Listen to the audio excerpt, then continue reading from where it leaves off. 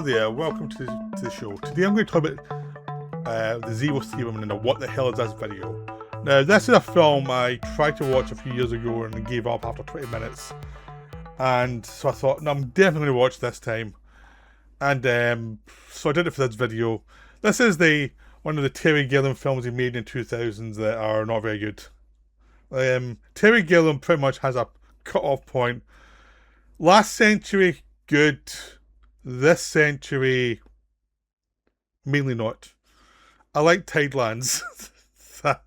The man who killed Don Quixote had nice bits in it, but it wasn't satisfying as a whole. The one he did, Heath Ledger's last film with Johnny Depp and all those other actors replaced him.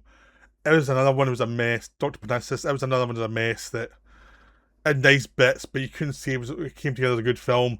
And this film's the same. It's got nice bits. But it's a mess of a script, and it's a miscast lead actor, so it's got massive problems, and a lot of other actors are just like overacting. So it's just one of those messes that Gilliam just throws stuff at the screen and hopes something sticks, and it's like, no, none of this works. So it's based on a script that had got some good buzz about it after it was written. And they tried to get big director Spielberg to do it, and he said no. So they sent it to Terry Gilliam. He said, it's not a very good script, but I'll do it anyway because I think it's quite interesting. Well, apparently that's what he said. But he shouldn't have bothered, is the best way.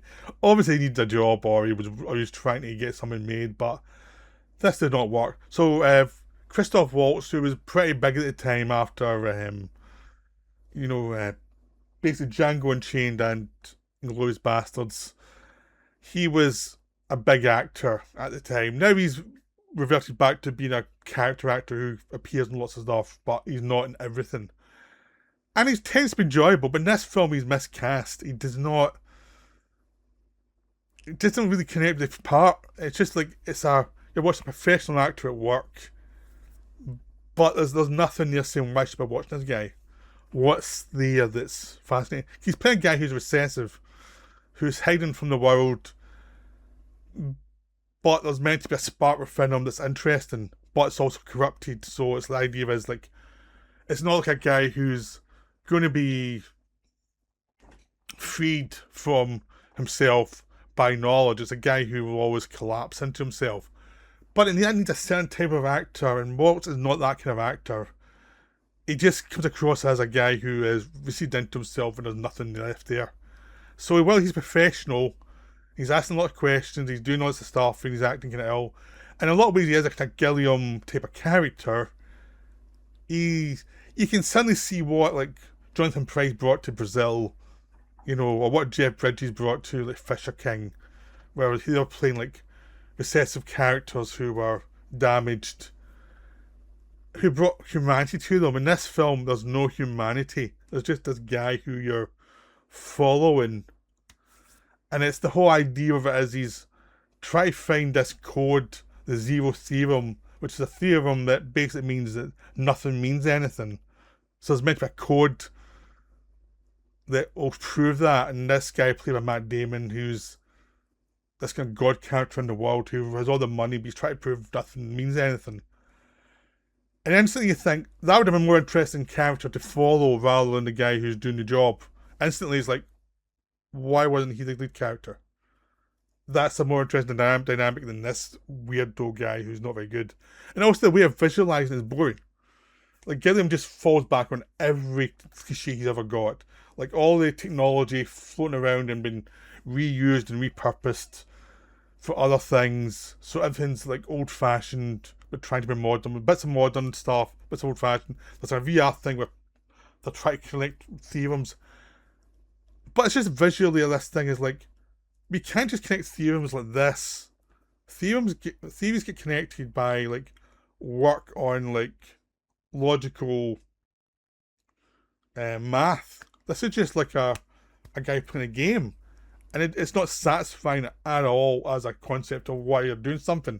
So the way he's doing the mission of the film is unconvincing, so you're just left watching and thinking, eh? And the film never makes a bit. The film says this causes everyone to go mad. And you're like, no wonder, because it doesn't make any sense. But it doesn't do anything in the film making craftsmanship to make you see there could ever be a way where you didn't go mad.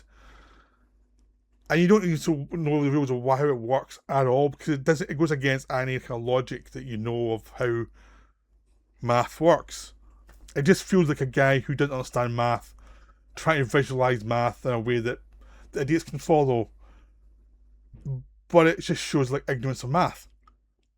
So instantly you're like, I don't think the director's in charge of this film. I think he's just throwing visuals at you.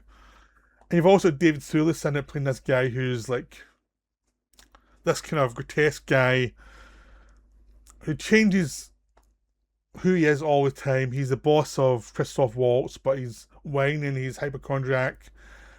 And he does, the performance doesn't work, and that's a good actor, so he's always been asked to play a character wildly, but it doesn't work.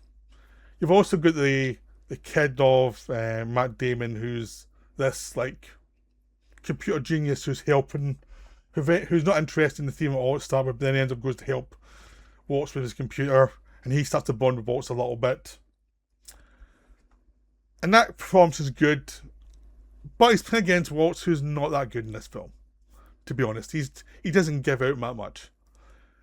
And then you've got a French actress whose name I've forgotten. I think Melanie Thierry, her name is. She's great in the film. She's wonderful. She's the best part of this whole film. Playing this character who is basically fulfills your fantasies. It's almost like a VR hooker. Fulfills your fantasies, but there's no touching involved. It's just on VR. It's all on your mind. She's not interested in your actual body. And then there's more layers to her and she's more damaged. And it's like, again, that's not a character that should have been in the film. That was more interesting than the lead character. So you get these, so you have two or three different characters who are far more interesting than the lead character, who has a aim that doesn't work as a story. Doesn't work at all. And you've got lots of Gilliam throwing things at you. And you've got lots of things of like really predictable, like things you can figure out like 10 minutes into the film that's revealed at the end as if it's a big twist. Like just it does, like the theorem doesn't matter, you have to find your own reality, blah blah blah blah blah. How boring. That's where you should start with if you're trying to do this. Not end with it as if it is a big revelation. It's like we've felt that through the whole film because this film's so boring. The film doesn't reveal much about an internet age. It reveals like, oh yeah, this guy can down this tunnel of, he's been forced by his work, he can down this tunnel, he's going mad.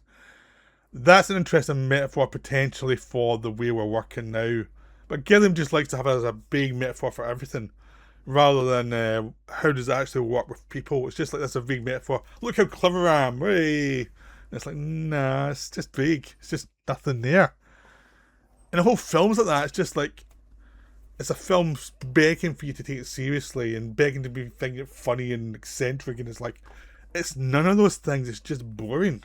It's just like it's the most obvious, dullest script ever. And they haven't done any attempt to make it human or approachable as a story.